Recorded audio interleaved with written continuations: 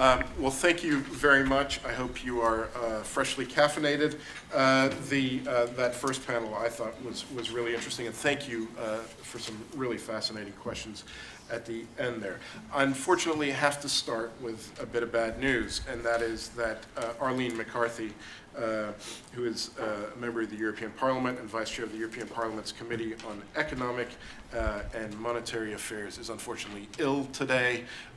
She apologizes that she can't make it. It's a real shame because she really is a very important player in Brussels in terms of what is happening there. But we have found two eminent stand-ins from the audience, which is a real testimony to the quality of you guys out there. Kiva Buckley next to me, she's very happily giving me a phonetic pronunciation of her name, is the head of public affairs in Europe for BHP Billiton, which is involved in the discussions in Brussels. And down the end there, he doesn't have a name badge. That doesn't mean that he's an interloper. It is Brendan O'Donnell from Global Witness. He is the oil campaign leader, oil campaign team leader, and is also involved in those discussions. Also here on the panel, starting to my left next to Brendan there is John Bridenstine, who is the Minister Counselor for Commercial Affairs at the U.S. Embassy. He's here to tell us about the U.S. And its plans. Down the end is Edward Barker, who is the head of the Commercial and Economic Diplomacy Department at the Foreign and Commonwealth Office. And next to me here is Ioannis Lianos, who is the director of the Center for Law, Economics and Society at University College London, and is here to tell us about the legal framework. I think what we're going to do is we're going to start off with the space that was occupied by Arlene, and have Kiva here and Brendan give us an update. We've heard a lot about in the first session. Kiva, should we start with you? Thank you. Yes, I think this gentleman in the front row asked a good question at the beginning of the last session of questions, which was, what now for companies that are listed in the US versus the EU?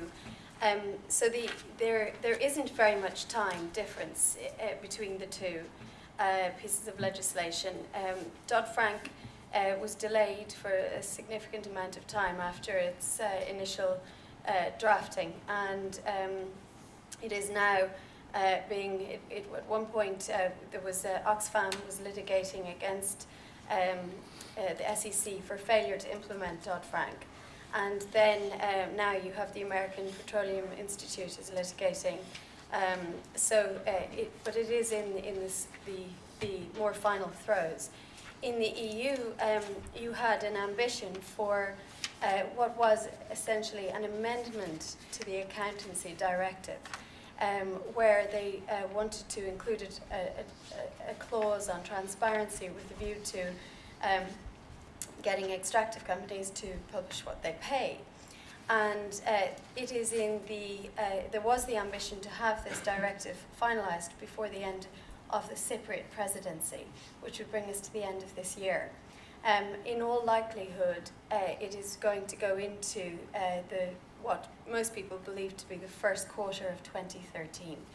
So just to bring you right up to date, last Wednesday there was a Coreper meeting held in Brussels, so representatives of the various member states of the EU where they agreed a new mandate for the Cypriot presidency to negotiate in trilogue.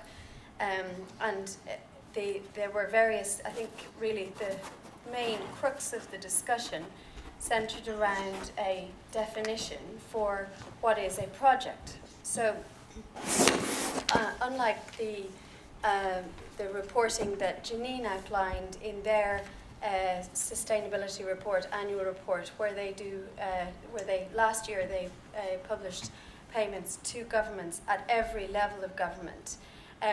This legislation will require payments made for every project.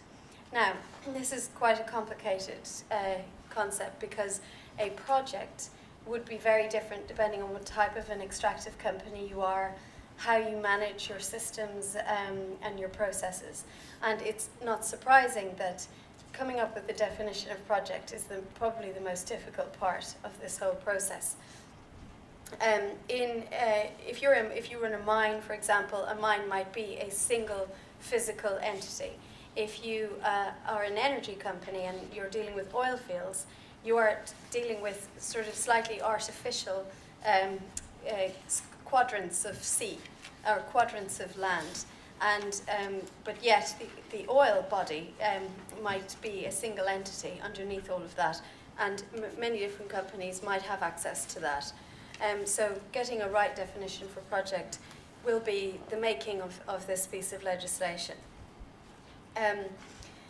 The other thing, just to say, is that the other issues that are being discussed are, as Karina touched upon, equivalence. So having companies have only that are captured by one piece of legislation, then not have to report a different report in a slightly different guise under another piece of legislation. BHP Billiton, for example, is a dual listed company. We're listed in Melbourne and in London, but we also have secondary listings in New York. And so making sure that we're not producing 3 or 4 different reports will be quite important. And they're discussing that at the moment. And exemptions. Karina touched upon this as well.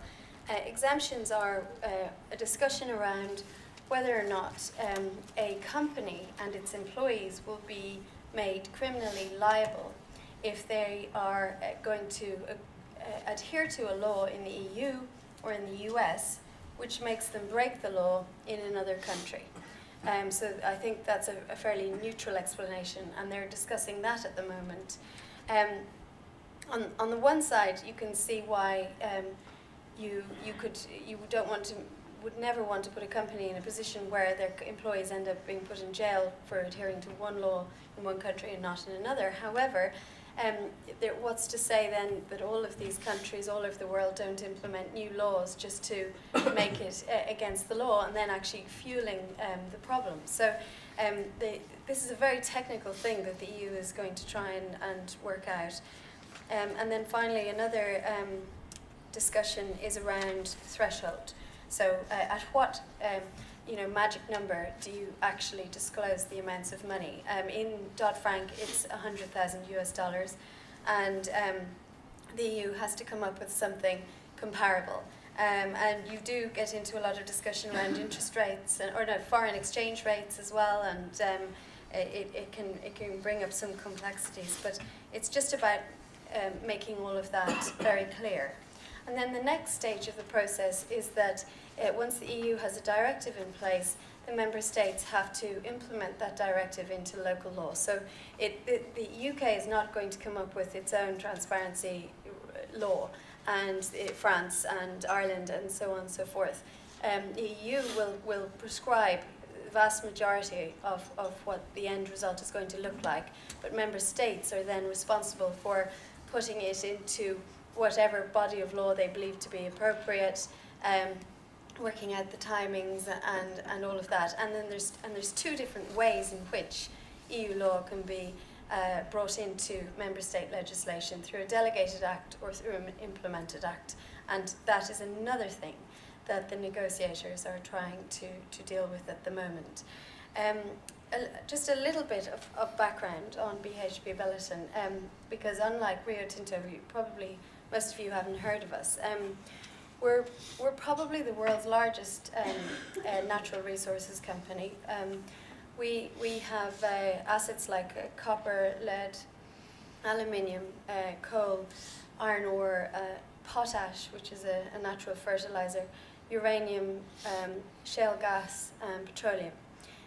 And we are I'd say about 80% of our operations are in places like Australia, Canada, the US, Chile, and South Africa. So we have very little footprint in the developing world, but we do have some footprint in the developing world. And the thing I would just like to also say is that we pay In the UK, we pay 115 million US dollars in taxes, excluding dividend payments. I'd just like to say that up front. Thank you. I won't tell you how much I paid in taxes last year. I'm surprised to hear you say many of you won't have heard of BHP Billiton.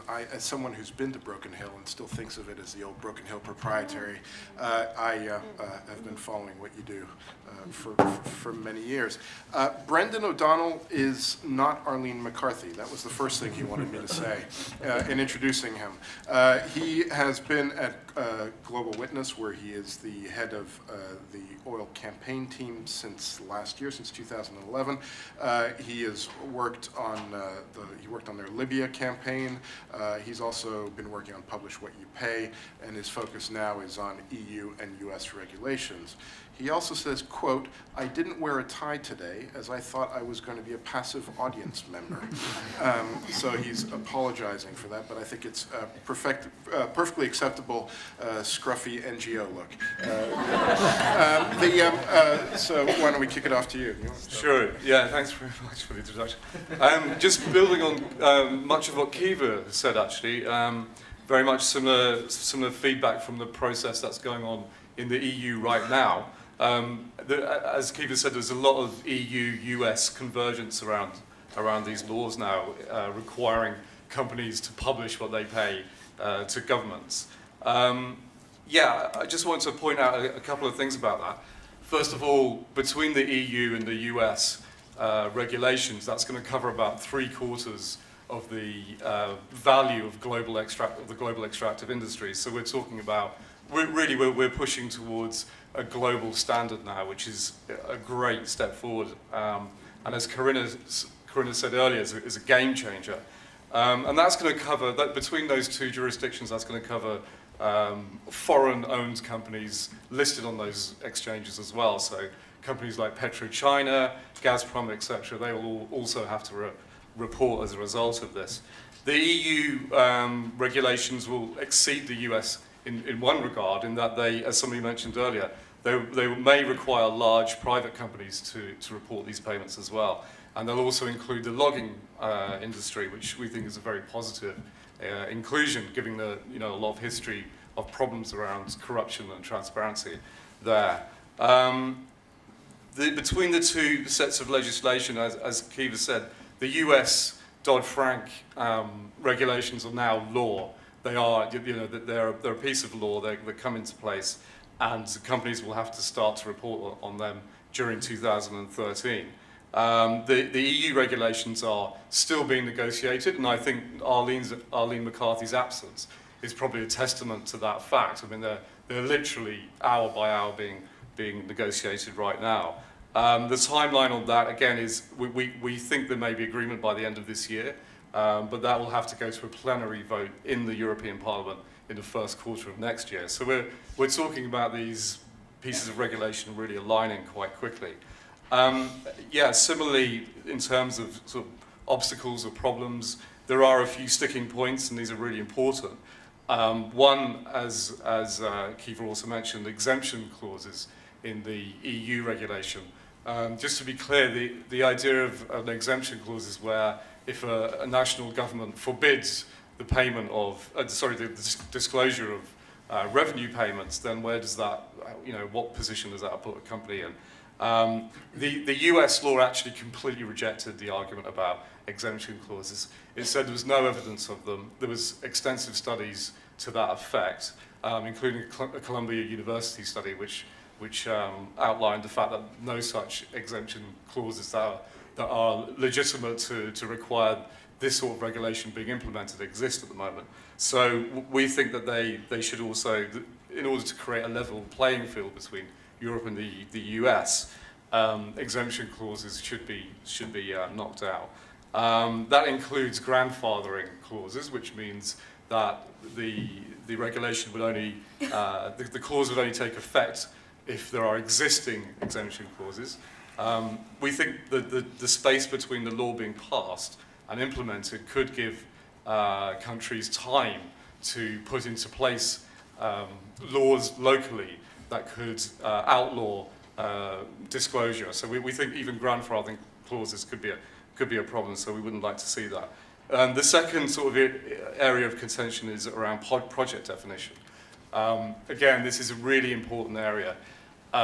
Companies having to report payments based on projects in particular localities, based on the fiscal arrangements between a company and a government. It's absolutely essential that we have this sort of reporting. It enables communities to follow the money on projects that are in their backyard, very visible to them. And what we don't want to see in the EU law is a last-minute loopholes which undermines that principle. The SEC rules very specifically talk about projects being based on the idea of contracts, on the fiscal terms between companies and governments. So if we have any last-minute loopholes which talk about projects being based on a series of agreements that create an economic whole, that could mean absolutely anything. That could mean a country. We really need to have a good, solid project definition. So yeah, there are areas of contention, and also, I mean, I think it's probably worth pointing out that while the first panel, I think everybody was pretty much in agreement that we're moving forward. These transparency measures are going to benefit investors. They're going to benefit communities. They're actually very good for business. To say that we're all in this together is possibly not quite right. All in this together being a very popular sort of term at the moment in politics, but yeah, there is a lawsuit in the US that's been mounted by the American Petroleum Institute, which doesn't seek to reform the 1504 law. It doesn't seem to address particular issues within that law. It actually seeks to strike out the law completely, and I think it's worth pointing out that that's not a very progressive position at all.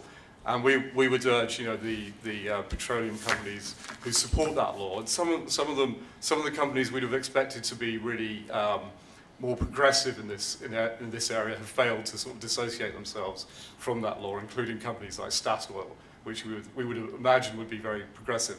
They've as yet, failed to dissociate themselves from that lawsuit. So that we are in principle together in this, and we'll see the benefits and the advantages of this. But a lawsuit like the API, which seeks to undermine this global level playing field that we're all talking about, we all hope for, that's not a very constructive way forward. Tell me if I'm wrong here, but I think the lawsuit is in part based on the idea that this is unfair to require of US-listed companies because there is no similar requirement of European and other competitor companies. Yeah, absolutely. I mean, part of the rationale is about American companies having to do something different and special, whereas as we're talking about now, we're talking about a global standard which the EU are about to come in on. I think Corinna mentioned earlier Canada are making progress on that. We hope the other markets like Australia come in as well. Okay. Well, we've got Yanis Lianos here, who is a lawyer. He is here. He can to offer you all some free legal advice. Largely to look at, we've asked him to look at the discrepancy between where the law stands in the U.S. on Dodd-Frank and where things are going in Europe. He has a long paper in front of him. I'm sure if you buy him a good lunch, he can deliver it all for you in full later on. But we're going to ask him to do a brief version of it here, the 10-minute précis, if you will.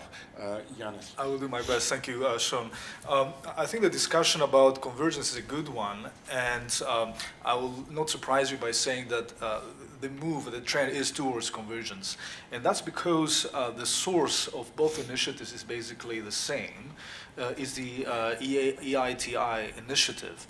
And in a way, maybe you have already heard about that story during the morning session, but the EITI was transformed progressively from a voluntary standard for companies to a disclosure standard which is implemented by countries.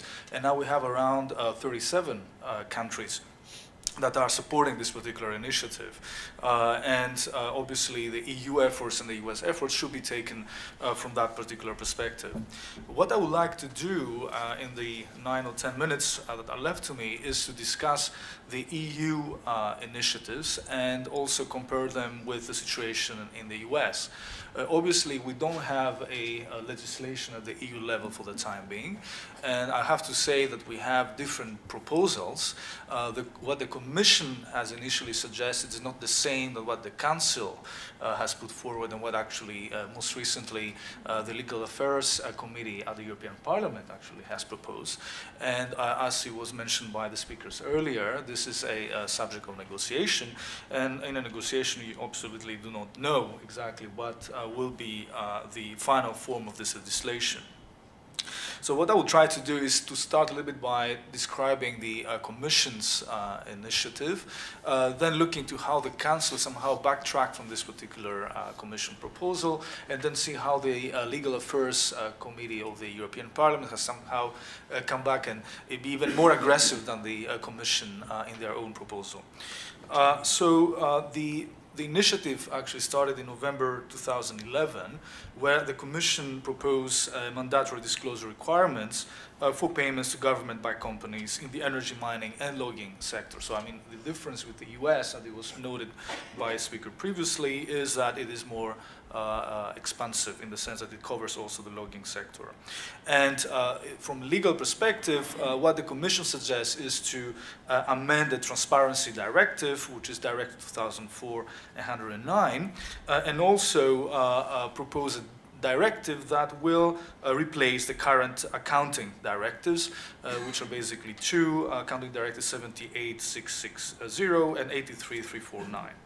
Now, what is interesting here is to look to the impact assessment that followed, or at least that preceded this Commission's initiative, because I think you can get a lot of information about the different options that the Commission was confronted to, and somehow that can give us some ideas about the future.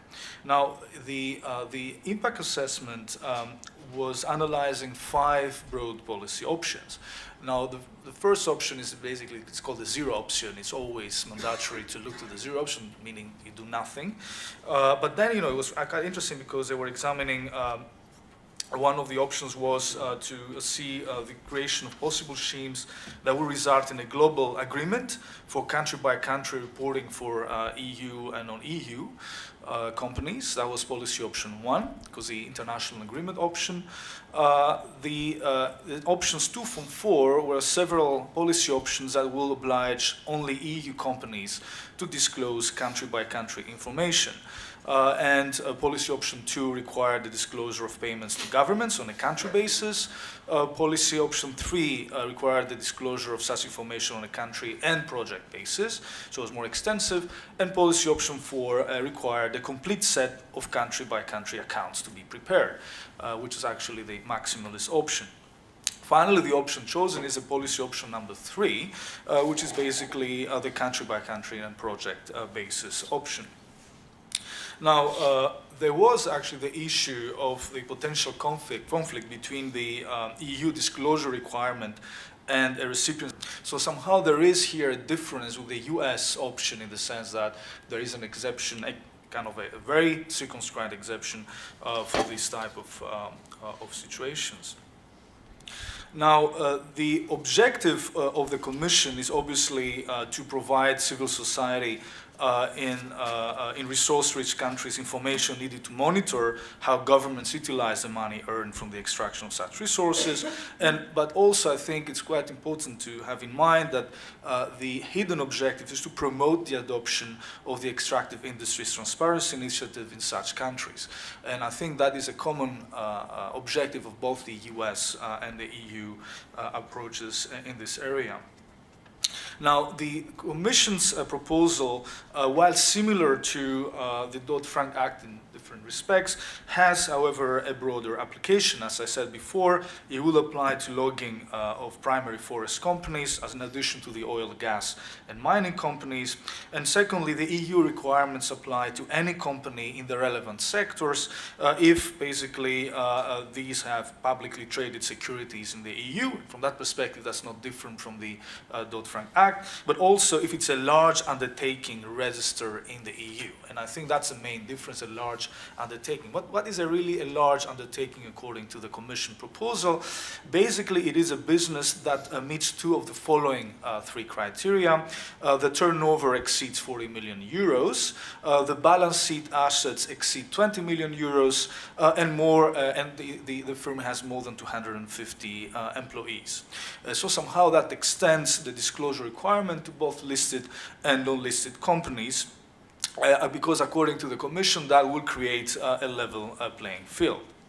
Now, another interesting difference which I've seen with regard to the Dodd-Frank Act is that in the Dodd-Frank you have in Rule 13Q1 an anti-evasion provision that requires that an activity or payment be disclosed if it is part of a plan or seen to evade disclosure under the Act, even if such activity or payment is formally characterized so as to fall outside the scope of the Act. So somehow this evasion provision enables the Securities Exchange Commission to apply actually the requirements of disclosure, even if companies try obviously to present them as not necessarily being covered, name the activities in a way that is not covered by the Rule 13Q1.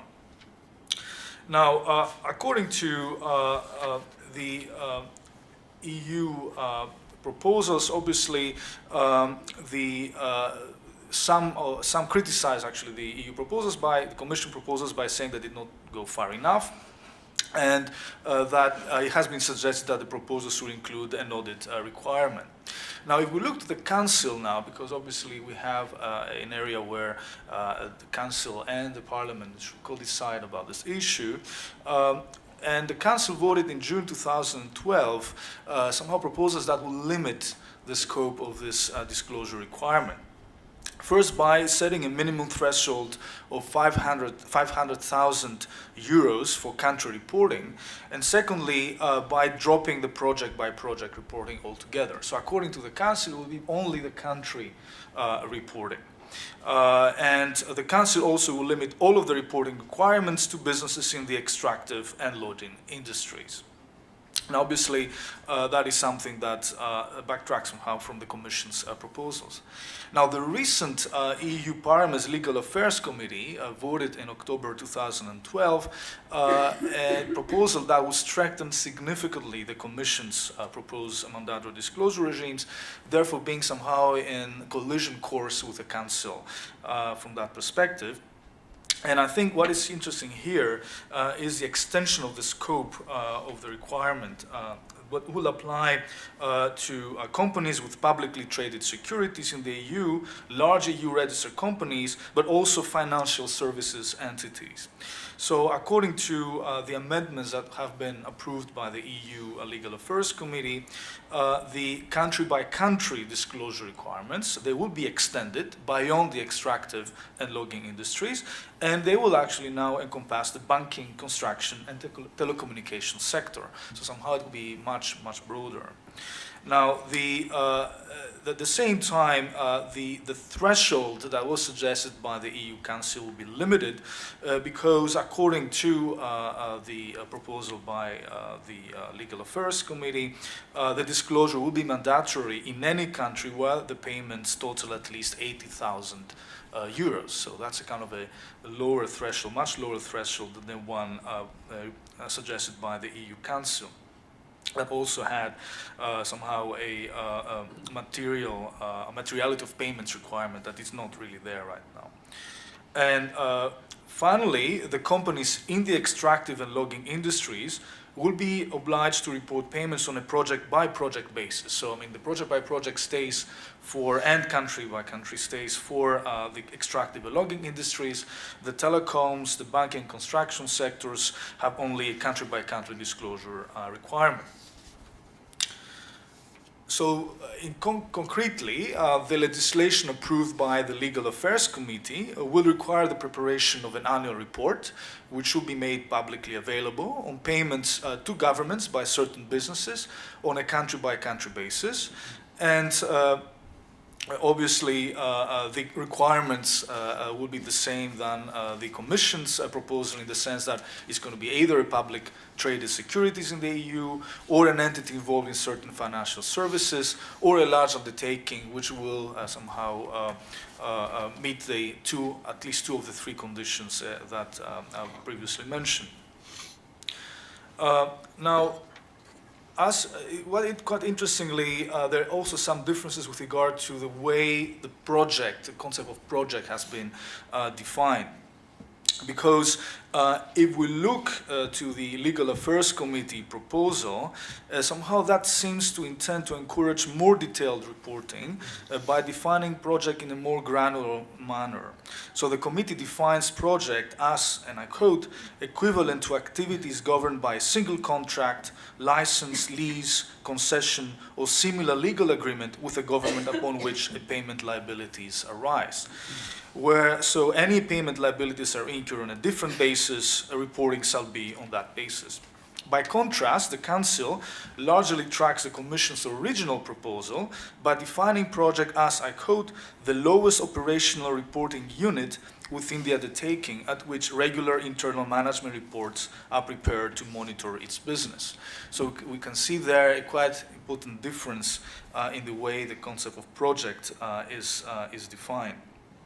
A big difference also, obviously, is the thresholds I mentioned before: 80,000 for the Parliament, 500,000 for the Council. And also, what is interesting is that the Legal Affairs Committee proposal eliminates the exemption on the Commission's proposal, which allowed companies to avoid disclosure of payments if it will violate the criminal laws of the recipient country. The Council's position was similar to that of the Commission, so they maintained that particular exemption. According to the Legal Affairs Committee, that should go, which is somehow similar to the US approach in this particular issue. Obviously, I mean, the position of the Commission, of the Legal Affairs Committee, in some respect, is less ambitious than that of the Council. For example, the Council's proposal seems to require more extensive reporting of tax payments, while that's not the case for the Parliament's basically proposal. So the amended legislation will now go from the Legal Affairs Committee to the full Parliament for consideration. And obviously, there will be an important discussion from that particular perspective and negotiations with the Council in order to achieve the final state of the text. Thank you. Thank you for a comprehensive rundown of where we're heading. John Bridenstine is the Minister Counselor for Commercial Affairs at the U.S. Embassy. He came here last year from Mexico, where I'm sure the weather was noticeably better. He has served in multiple U.S. embassies, including Mexico City, Kabul, Ankara, Tashkent, Kuwait, and Munich. He's here to tell us about what the U.S. Is up to in terms of promoting a global framework. Okay, thanks, Shawn. Based on the last panel, I saw the question and answer period really generated a lot of discussion, so I don't want to stand between you and the questions and answers. But there are a few things that I wanted to share with you that we at the U.S. government are doing on a multilateral, bilateral basis to drive forward the importance of these transparency, anti-corruption issues. As a bit of a background, Shawn mentioned that I've served in the developing world most of my career, and I've come face to face with our companies who are looking to do business in these countries. Michael Camuñez, who is our Assistant Secretary of Commerce, who travels the world, really sort of beating the drum on anti-corruption and transparency issues, is involved with a lot of multilateral organizations, and I'll highlight some of that work. But he's really the driving force on the policy side behind that discussion. On the programmatic side, we have something called the Commercial Law Development Program that Barbara Stephenson referred to this morning, and I will refer to that and give you a little bit of an idea about what that's all about. But I think as we go into this, giving us a little context, I know that this convergence of the U.S. and the EU, as was mentioned, will cover 3/4 of the global extractive industry. But I think the one thing that we have to keep in mind is in places like sub-Saharan Africa, there are other countries and other industries that are very much involved in those countries and in the extractive industry in particular that aren't finding their homes in the United States and the European Union. And when we look at 6 of the 10 fastest growing economies in the world are in sub-Saharan Africa, and that the economic growth in that region is predicted at 5 and 6% in the coming years. Obviously, a lot of our companies that are going to be affected by this will be dealing there, and I think that's why it's more important that we work through these multilateral organizations as well as bilaterally to drive this, the importance of these issues forward. And also, when we were talking about listed companies, SMEs, private companies, and the like, I think it's important to highlight a World Bank figure that corruption is one of the greatest trade barriers that companies face, especially SMEs and those that are part of global supply chains. The World Bank estimates that $1 trillion is paid annually by SMEs, which is 25% of their operating costs, all diverted towards corruption. And I think these are staggering numbers. So when we talk about the incentive behind cleaning up the way business is done overseas, I think those numbers alone, 25% of their working capital, their operating costs rather, towards paying bribes, I think it's certainly in their interest as well to see these initiatives go forward. I mean, apart from hindering competition, corruption also adds a lot of costs, as I had mentioned. A transparent business environment also is becoming a very important competitive advantage for companies, or countries rather, that are looking to attract foreign businesses and investment. And also companies, as was mentioned earlier, are looking to the markets where decisions or their success or failure will hinge on their product and performance, not on the size of the bribe. So again, looking from a company perspective, looking from a country perspective, looking at it from a large company, a listed company, or an SME, I think they're all incentives for us to continue trying to achieve a level playing field for our companies. It's in the company's interest, it's in the government's interest all around. Now, on the multilateral level, our Assistant Secretary Kamunya has been working with the OECD, the working group on bribery, and is working with that organization to aggressively ask countries to adopt and enforce their foreign bribery regimes. There are a lot of agreements that exist out there. There are a lot of laws and acts that exist out there, but the enforcement of it is just as important as the countries passing it. On the G20 and the B20, this is another area where Assistant Secretary Kamunya has sort of driven home this message, coordinating with various governments as part of that organization, and working together with the B20, which is the business side of the G20, is also something that is taking on a greater role. On the U.S. side of that, the working group is chaired by General Electric and Fluor, and they're pushing forward this agenda. Again, not related on the GE's behalf to the extractive industries, but this is something that within the G20, within the B20, we are supporting. APEC, in the 2011 U.S. host year of APEC, we had a big push on transparency, anti-corruption, especially through the small, medium-sized enterprise working group. So again, bringing in the SMEs. So it's not just the big companies, the listed companies, but the SMEs who are also involved in driving this. Now, you probably are aware last week in Dublin they hosted the OSCE Ministerial. I mean, historically it was a Cold War platform for communication between the East and the West. There was a third dimension added to the OSCE. It was political military affairs and human rights, but the economic and environmental dimension was added. And the Irish presidency, which will end in just a few weeks, had for their chairmanship, one of the priorities was good governance and transparency. And there is a declaration of good governance which was just released, and it says their commitment, these 57 nations, their commitment to good governance, reaffirming existing principles and calling for the endorsement of international initiatives that combat corruption. So those are the 57 nations, the members of the OSCE, that have gone on record as committing to that. And also the declaration, which we'll be reading about very shortly, is a robust good governance instrument that includes provisions supporting the EITI, the COST, and the WTO's government procurement agreement, the Open Government Partnership, whistleblower protection, and the need for independent judiciaries, among other things. On the bilateral side, in all of our bilateral meetings with governments, we raise these issues on a regular basis. Also, we fund, as Barbara Stephenson mentioned, good governance and transparency programs, especially in countries where there's the will but maybe not the resources to implement those. We've got over $1 billion a year in technical assistance related to good governance and anti-corruption in countries around the world.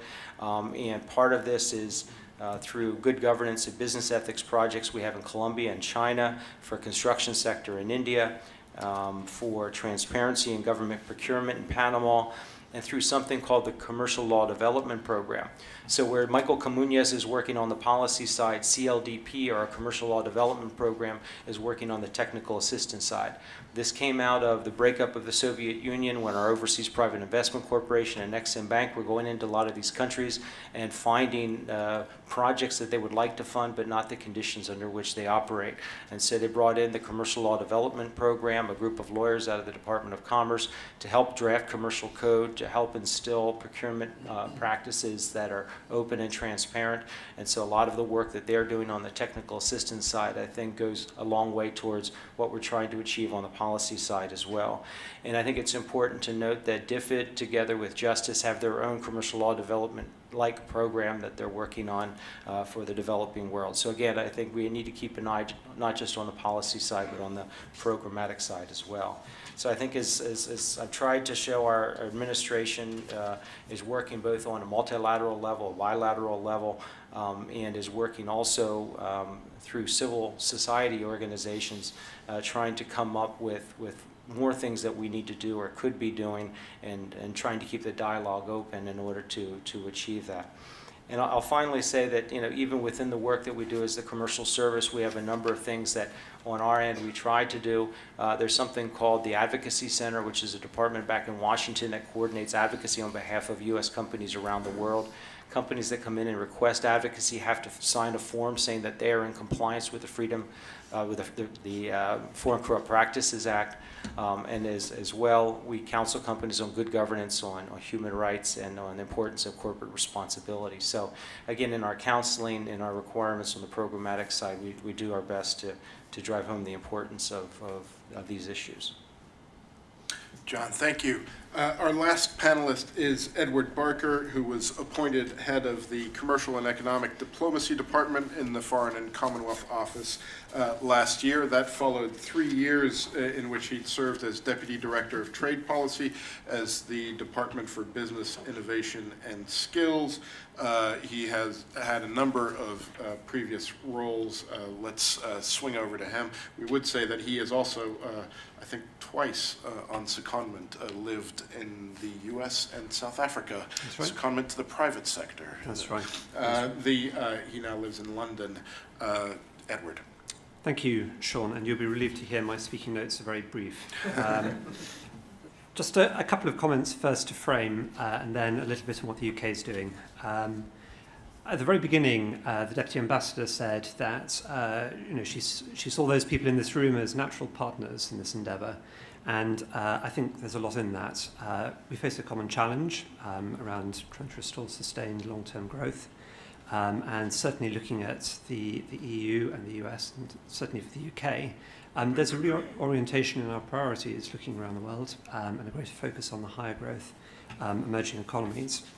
But underpinning all that is a focus on governance, and under the French presidency of the G20, the Prime Minister published a report on governance called Governance for Growth, which made basically that point.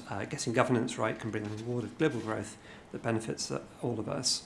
And the UK has been focusing on governance in many of its different forms, looking at how the rules and standards by which our companies operate can be both sustained and strengthened, making sure they're comprehensive, and that all the countries that would hope to sign up to them and abide by them do so. It's a challenge, but it matters. It matters to our businesses. We hear from our businesses that these rules of the game, the business environment, is crucial, and especially around protectionism and corruption.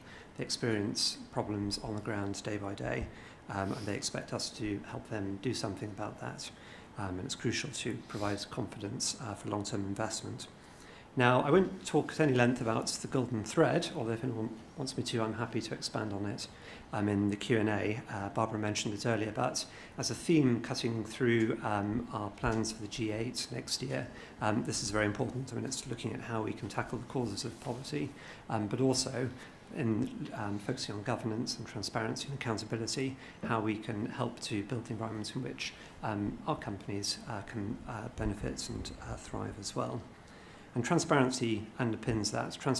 Transparency is also central to what the UK is trying to do as the lead chair of the Open Government Partnership, as mentioned briefly earlier.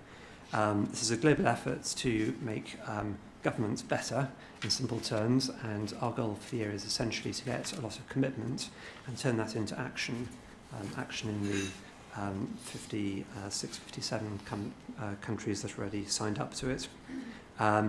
We're also keen to make better use of the multilateral organisations. The OECD has been mentioned a couple of times. That's one of the key mechanisms we have for encouraging countries to live up to the standards on bribery and corruption. And we're also working with the EU, and we will work with the EU and the US and others to tackle bottlenecks that arise in different parts of the world. I won't say anything about the EU directive. I think we've had quite a bit on that, but happy to comment on that in Q&A. The other point I wanted to make, though, was that we're conscious, especially at a time when the UK is chairing a number of these committees and is busy exhorting other people to do things better, that we need to set a good example here in the UK. Transparency has been quite a theme over the last year or two. We've published a lot of data, created a lot of open data. I think 8,000 data sets published over the last 2 years, including greater detail, about £200 billion worth of public spending, crime data. You can see on the internet what crime is like in your very local area, which shocked me when we were buying our flat. As well as data on civil service pay and lots of the really quite detailed, quite granular information that's all part of transparency. And we've also, of course, implemented the Bribery Act. That's been referred to a couple of times. It's accredited by the OECD. It's setting a very good standard. We're very keen to make sure we and our companies live up to it. And we're also keen to make sure that, and this came up, I think, in one of the earlier discussions, that it's seen not so much as a burden, but as a selling point. I mean, it's a way of saying, look, we adhere to a standard, you can trust us, you can work with us, and that should be an advantage to UK companies operating around the world. In the interest of the Q&A, I think I'll stop at that point. Happy to take any questions. It's very kind of you. And the audience thanks you, which means it's now your turn. We had some great questions after the first panel. I hope we can replicate those. Should we throw it open to the floor? In the front here again? Khalid Dream, Citation Release 4. In the light of my forum, we look quite a lot at Afghanistan. And I think it's quite a challenge for both Britain and America to leave a legacy of some kind of good governance. We haven't had much great success, especially with the current administration with Karzai. Privately and publicly, both the US and the British governments have stated that Karzai's government has been very corrupt, to say mildly. What steps have been taken in the drawdown when Britain and America are going to leave Afghanistan that will leave a legacy that the Afghans can say that at least we left good institutions and we left a feeling that corruption was dealt with by the West when they were in Afghanistan? Especially you, John Radisson, you've been in Kabul, so you may have something special to say on this. Well, I mean, I was in Kabul in 2002, quite some time ago. But I mean, I know that with regard to the government in Afghanistan, the good governance programs that USAID has and that Department of Commerce has, working together with officials there in terms of putting in place the kinds of codes and business practices that will enable our companies to do business in a transparent manner. But with regard specifically with what's going on recently, I don't have information about that, unfortunately. I mean, for example, I thought it was quite shocking, the incident of the saga of the Kabul bank. I mean, I just don't see how that could happen on such a scale. I agree. This is all really interesting. I don't think any of the panelists here are Afghanistan experts. Yeah. Particularly, I think John, as you said, was there. Could say something. Global Witness just released a report about a week ago about concerning Afghanistan's largest mining lease, which is a copper lease, and found, in the course of that investigation, found quite worrying results about how these mining leases and contracts are put together under quite a lot of obscurity, actually. And so I think one of the concrete things we could look at there is to make sure that contracts are negotiated in a very transparent way, and that contracts are actually published as a result of that. So one of the great legacies that we could leave behind, in effect, is to help the Afghan government to build that into their systems, to build in open contracting, so that bidding processes are very transparent, but also the contracts themselves. I think that's something that we could look at. I think I'm right in saying that copper lease is to a Chinese company. Is that right? That's right. Yeah. Which won't be captured by the US or EU legislation. Which won't be captured by the EU. Yeah. Any other questions out there, out in the back? That comes to my question. Adam Nathan from Nucleus. So the incoming Chinese premier has talked about ridding the country of corruption, and Russia has started up its presidency of the G20 talking about tackling corruption. So when we talk about legislative convergence, how important is it in terms of creating a level playing field for companies to have Russia and Chinese governments and companies coming on board to anti-corruption regulation, especially in Africa and places like that? Kiva? Well, I think it's essential, and I think we are going to have to rely very heavily on governments to do a lot of that discussion. I think the fact that the British Prime Minister is going to use his presidency of the G8 to tackle this golden thread and to bring about transparency is incredibly important, and it is really only at that level of leadership that we're going to see any meaningful progress. In terms of some of the things that have been said so far today, I think there is this underlying assumption that somehow mining companies or energy companies benefit from corruption. And I think, whether it hasn't been said explicitly, it is implicit in some of the comments made. And I just want to make clear that for us, corruption is an increase in costs. It is not a beneficial thing in any way, shape or form. It harms our reputation. It increases actual money leaving and increases the cost of doing business. And it increases the hurdle rate beyond which we would make a decision to go into a developing country or a country where corruption happens, be it developed or developing. And I don't think that this legislation, either in the US or the EU, is a silver bullet. I agree very much with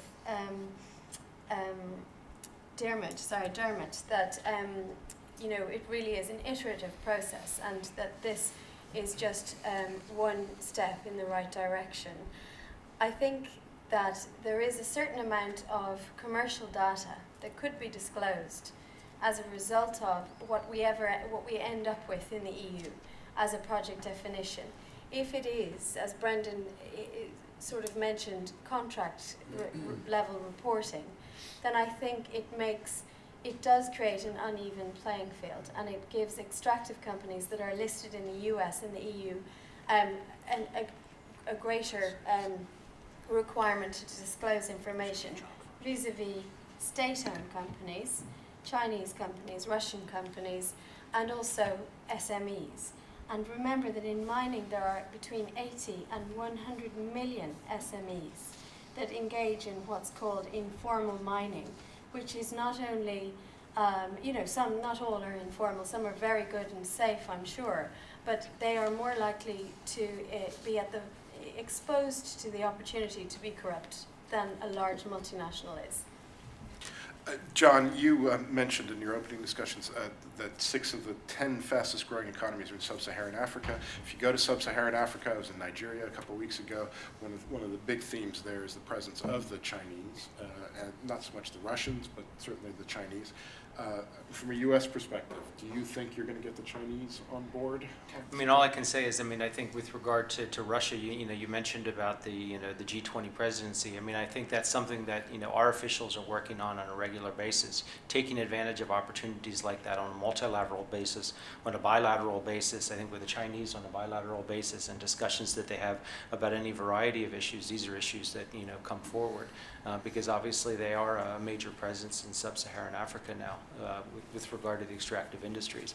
But I think with regard to Russia, I think these are conversations both within the OSCE, within the G20 and other discussions that they have. They bring those issues forward and they're trying to take advantage of their presidency to drive this issue forward. Ed? Yeah, no, I would agree with the other speakers. Obviously, it's essential to try and bring these countries and others on board. I mean, I think the G8 and the G20 can provide some political leadership, and it's a good sign that Russia's saying what it is. The OECD can provide some sort of technical grip below that, and a speaker earlier talks about the importance of making sure that Russia, like any other country acceding to the OECD, measures up to those standards before it joins. Of course, that's only useful insofar as countries want to join the OECD, and not all do.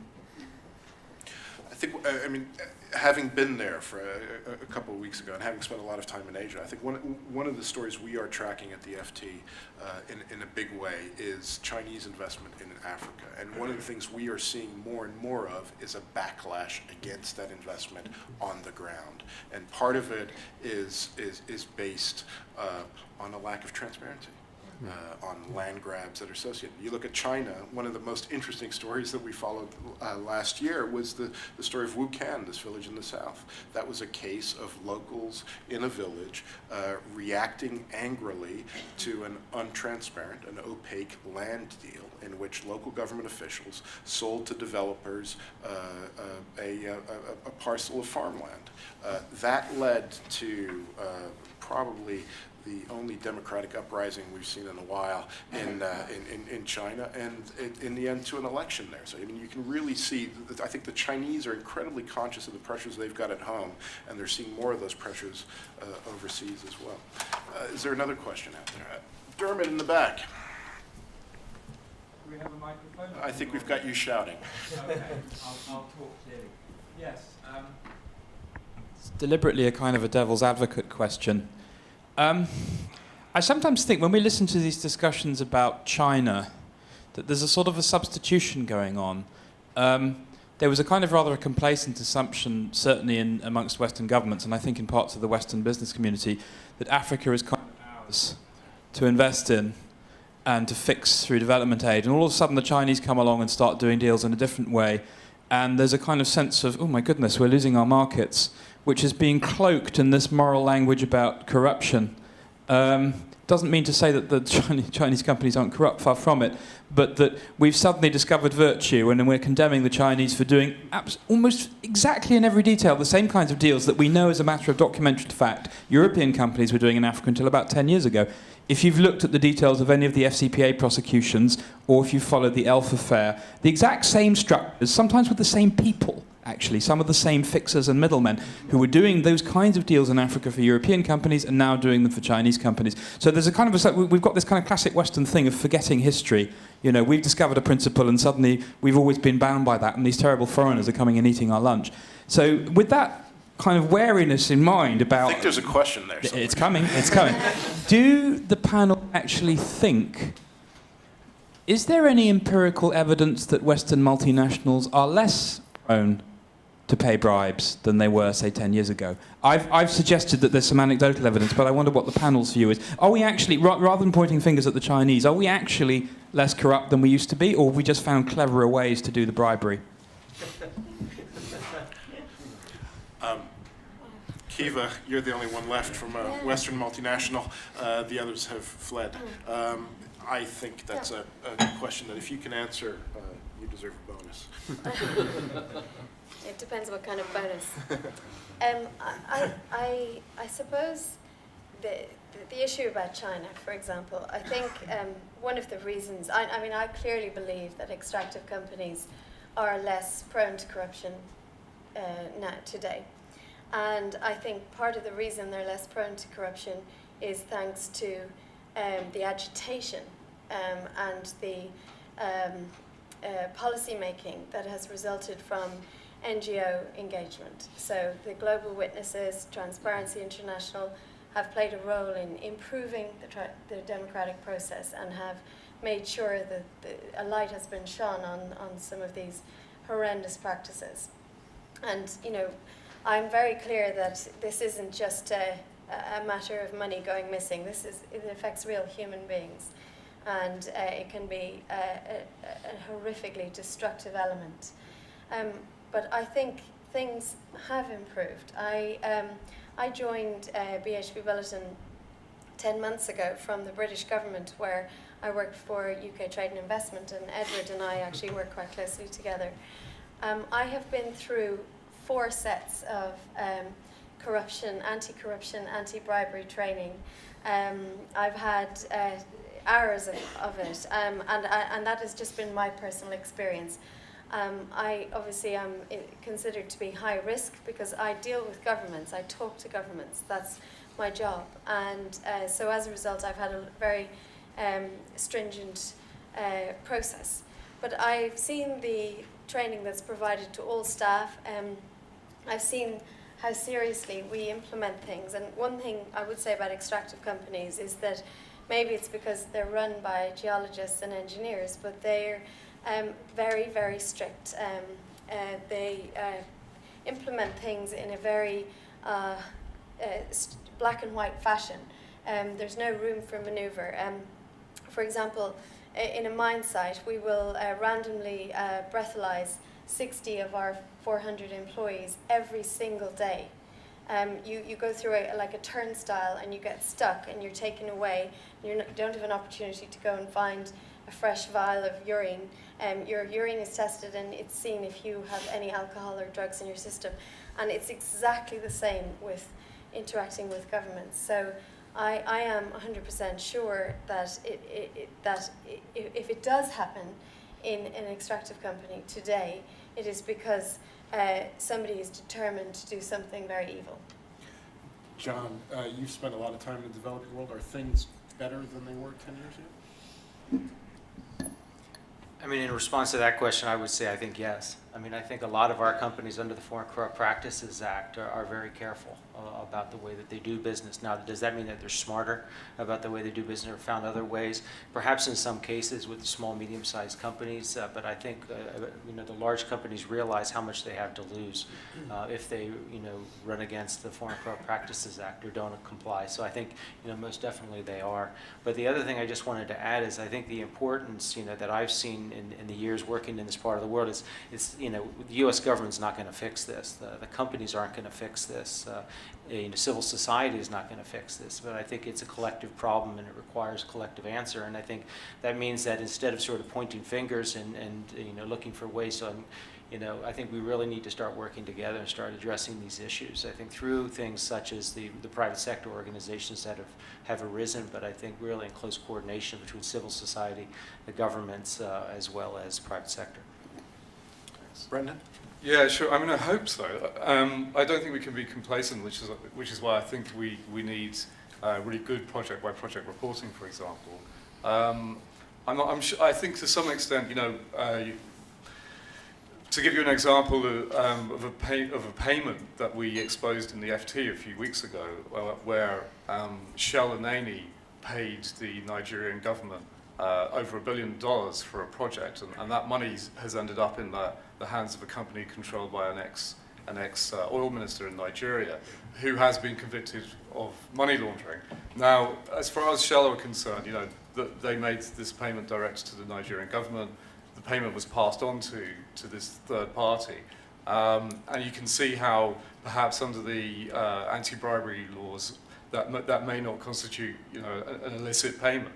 However, those payments were completely obscure. So the payment made by Shell and Eni for $1 billion only came to light because of a court case, which is about a different matter altogether.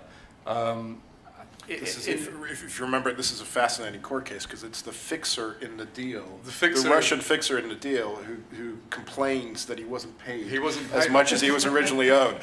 He made a complaint, and in the process, he threw up all these documents in the New York court case, which actually revealed exactly how much was paid by Shell and Eni to the Nigerian government, and that an agreement was made on the same day in the same office that money would then be passed on to Malibu Oil and Gas, a Nigerian company, as I say, which is controlled by an ex-oil minister who's been convicted of money laundering in France. So, we need to be really, really careful not to become complacent and not to find new ways around these things. And that's an example, that's a classic example of where a project-level payment, this was for one single project, huge amount of money, was completely obscure. This is for over $1 billion. Nigerian citizens didn't know exactly how much that payment was. They couldn't follow it. They couldn't track to see where the money went. This is why we need a project definition that's based on individual licenses, contracts, the terms in which a government and a company arrange payments. This is essential. And just to clarify something said earlier, Dodd-Frank and the EU regulations, they don't seek to, they're not pushing for contract transparency. We're not talking about publishing contracts through those regulations. We know that that's not what's going to happen. That's not what those regulations are about. They're about publishing the payments made by companies to governments on a project basis, not contract transparency. So let's separate those two things out. Is there another question? There's a few. In the back there. Yeah. Thanks. Adam Stonehouse.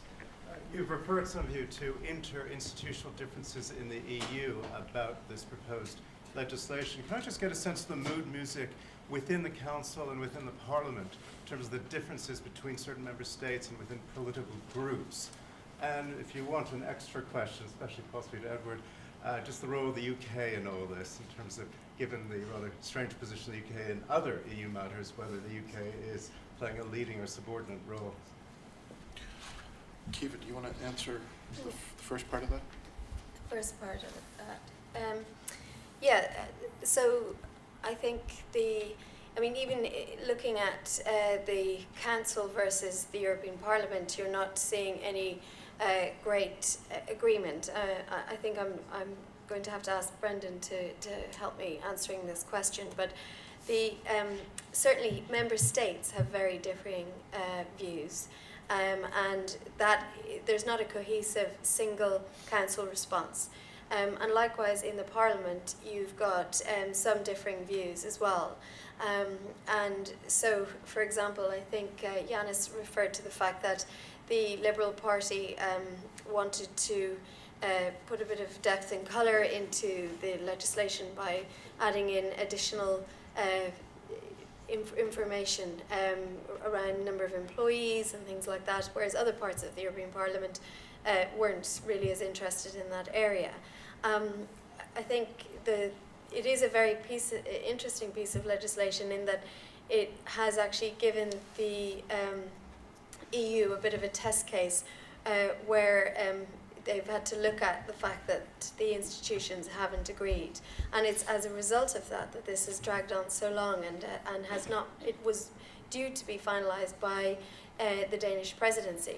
My understanding is that the rest of the accountancy directive is primarily a directive which will help reduce the burden on companies during a financial recession and forever, but particularly acute moment now where their burden on reporting will be streamlined and improved, whereas the transparency clause has been the main delay factor within the otherwise quite straightforward directive.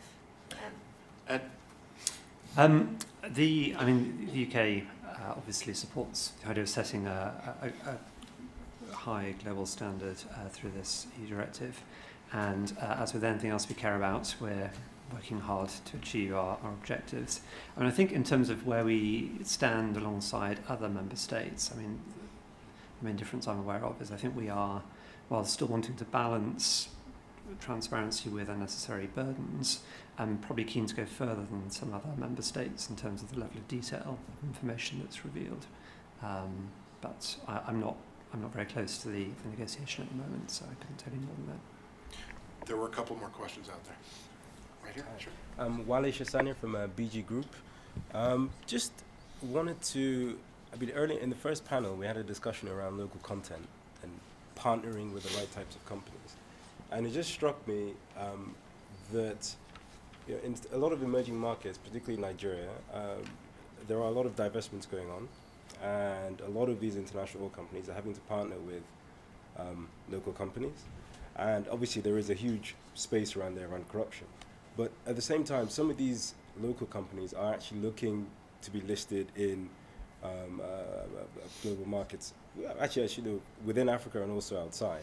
And there's an opportunity there to subject them to the corporate sort of governance guidelines that that exist in the US and the EU. But another angle is actually these companies themselves have the right track record in terms of technical competence. They're not linked to the powers that be. And I think there's a space that's been missed here where we can actually encourage more and more of those types of companies. So you don't have the Malibu type cases, which I'm familiar with.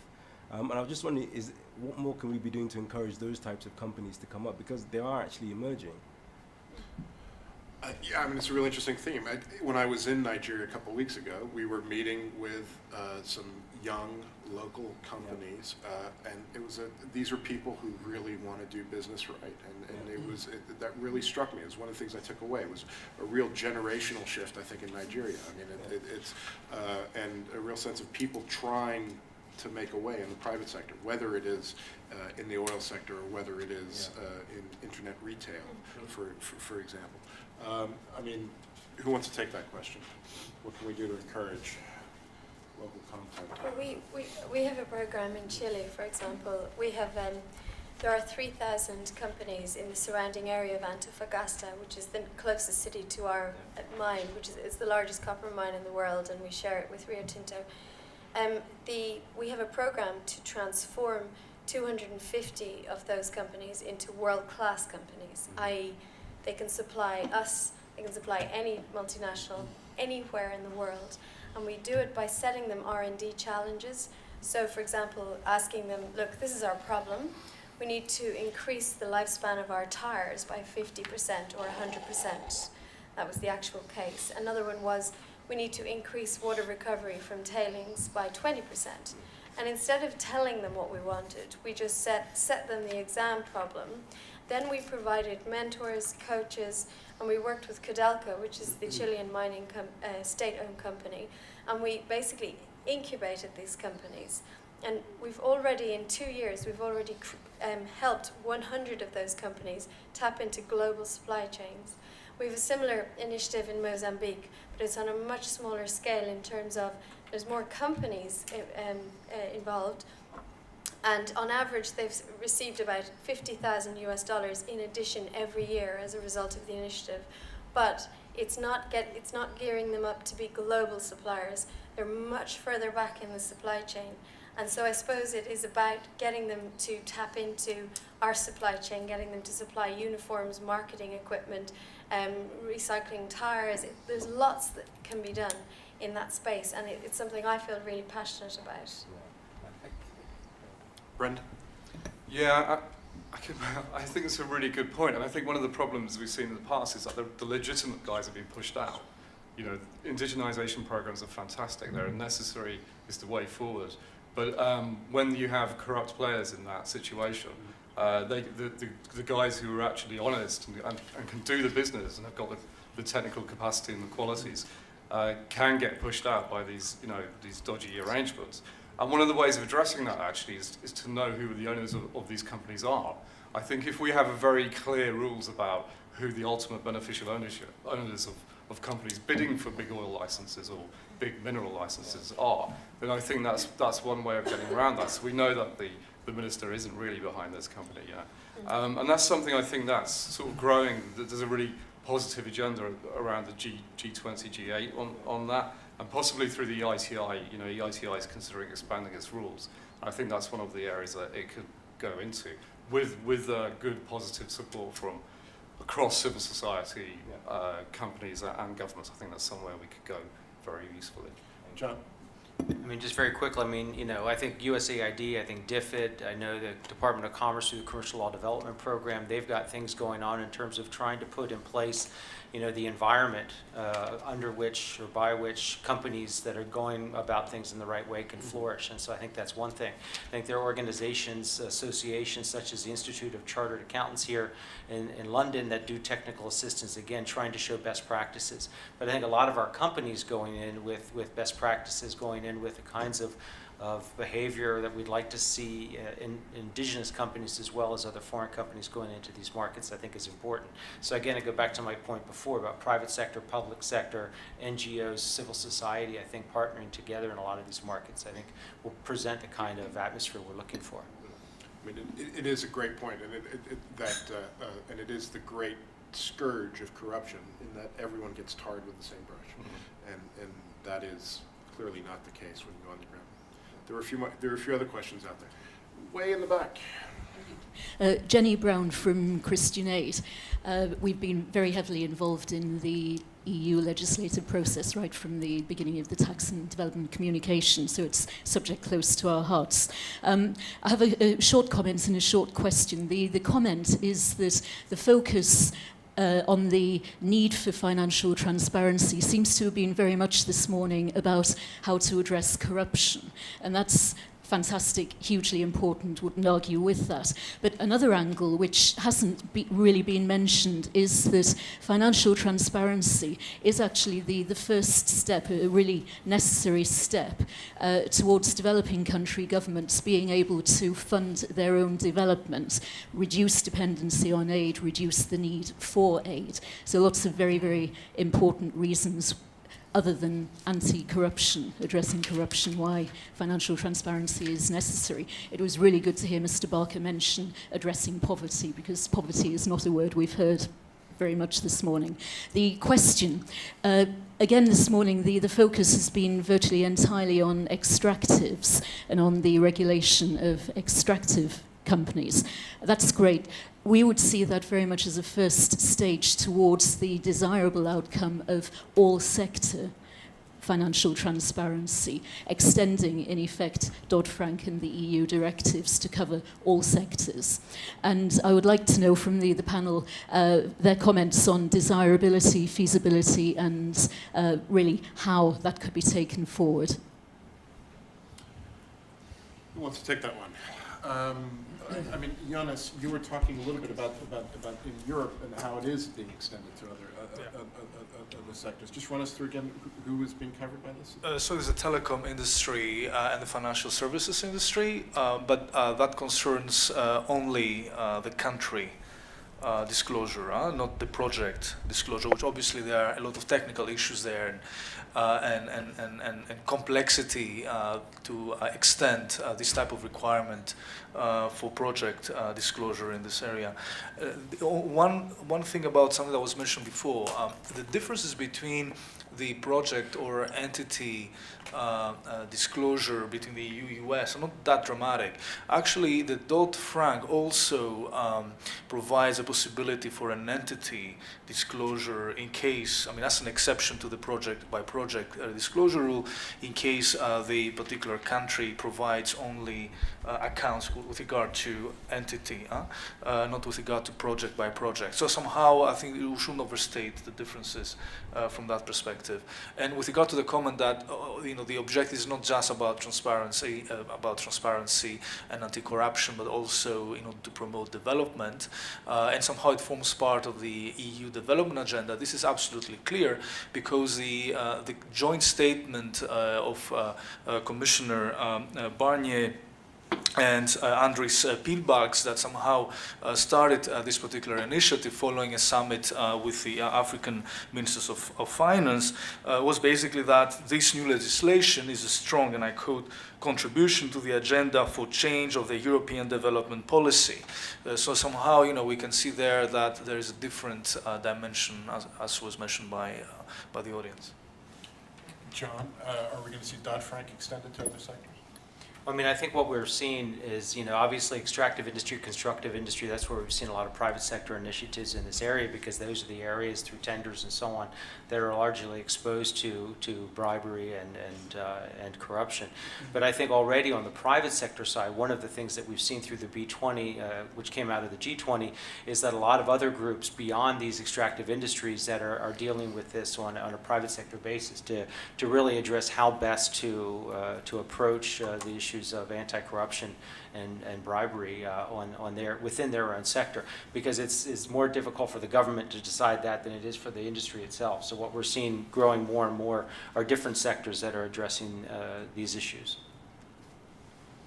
I think we've run out of time, and in fact we've run over, and I think by now the EU may in fact have been awarded its Nobel. Thank you so much for coming today. Thank you to the US Embassy and the EU Parliament Information Office here for hosting us, also to University College London, and thank you to all our panelists and all of you for some very clever questions. Thanks.